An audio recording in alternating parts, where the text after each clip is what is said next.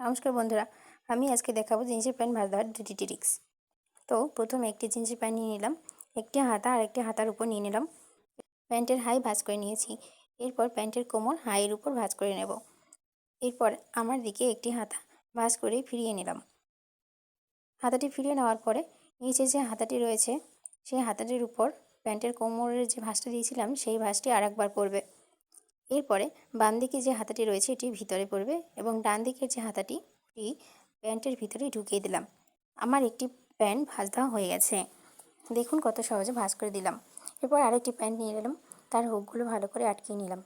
এরপরে সমান প্যান্টের হাতা ঠিক করে নিলাম। প্যান্টের হাতা ঠিক করা হয়ে গেলে প্যান্টের হাইট বরাবর মাঝখানে ফাঁকা না রেখে সমান সমান করে হাতা দুটো নিয়ে নিতে হবে।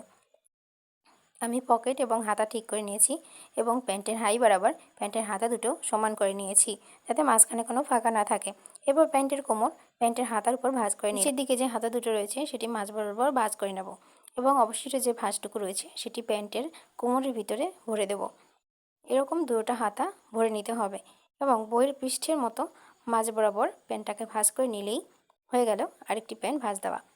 তো ভিডিওটি কেমন লাগলো সবাই কমেন্টস করে জানাবেন। ভালো লাগলে লাইক ও শেয়ার করে পাশে থাকবেন।